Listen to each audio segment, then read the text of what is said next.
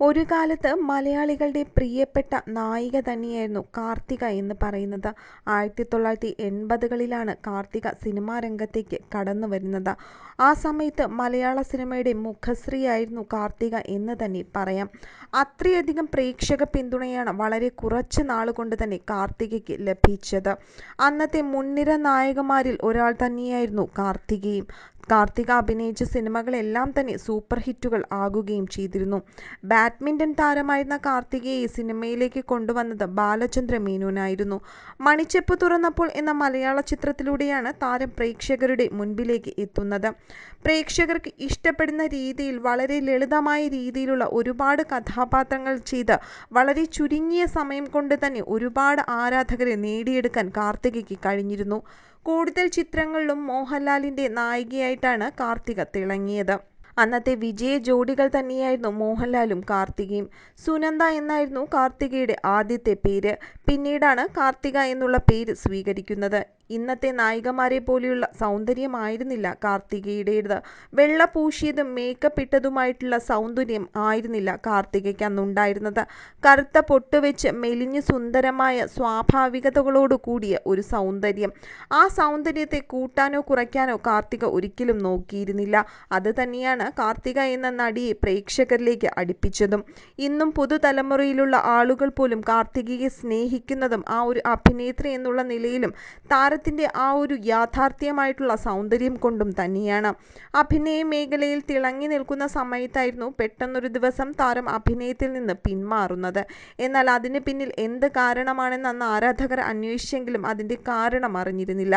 ഇപ്പോഴിതാ അതിൻ്റെ കാരണം പുറത്തു വന്നിരിക്കുകയാണ്. കാർത്തിക സിനിമ ഉപേക്ഷിക്കാൻ കാരണം തെന്നിന്ത്യയിലെ സൂപ്പർ താരം കമലഹാസൻ ആണെന്നാണ് ഇപ്പോൾ സംസാര വിഷയമുണ്ടായിരിക്കുന്നത്.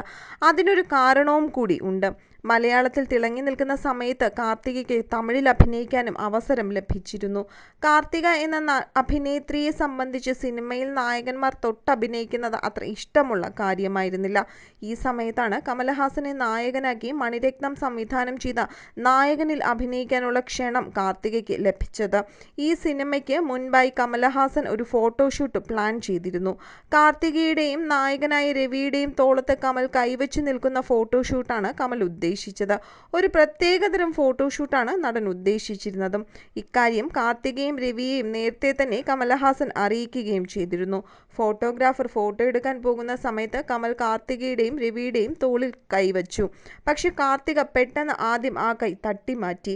ആദ്യം അത് കമൽഹാസൻ കാര്യമായിട്ടെടുത്തില്ല. രണ്ടാമത് വീണ്ടും ഫോട്ടോ എടുക്കുന്ന സമയത്ത് കൈവച്ചു.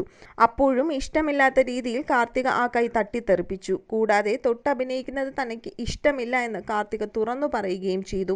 അതോടെ കമലിന് ദേഷ്യം കൂടി.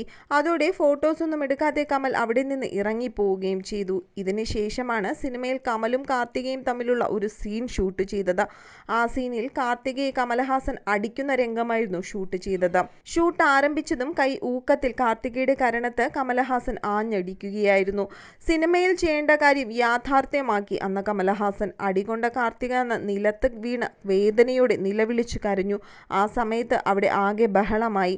അതിനുശേഷമാണ് താൻ ഇനി ഒരിക്കലും തമിഴ് സിനിമ അഭിനയിക്കുന്നില്ല എന്ന് താരം തീരുമാനമെടുക്കുന്നത്. അന്നത്തെ പ്രമുഖ മാധ്യമങ്ങൾ ഈയൊരു കാര്യം റിപ്പോർട്ട് ചെയ്തിരുന്നു. പിന്നീട് അതിനുശേഷം താരം സിനിമയിൽ നിന്ന് വിട്ടുനിന്നെങ്കിലും ഇപ്പോഴും വർഷങ്ങൾക്ക് ശേഷം കാർത്തിക എവിടെയാണ് എന്നും കാർത്തികയുടെ വിശേഷങ്ങൾ അറിയാനും ആരാധകർക്ക് ഏറെ താല്പര്യമാണ്. ഡോക്ടർ സുനിൽ കുമാറിനെയാണ് കാർത്തിക വിവാഹം ചെയ്തിരിക്കുന്നത്. ഇവർക്ക് വിഷ്ണു എന്നു പേരുള്ള ഒരു മകൻ കൂടിയുണ്ട്. കാർത്തിക വർഷങ്ങൾക്ക് ശേഷമാണെങ്കിലും വീണ്ടും സിനിമയിലേക്ക് തിരിച്ചു വരണമെന്ന് തന്നെയാണ് പ്രേക്ഷകർ ആഗ്രഹിക്കുന്നതും.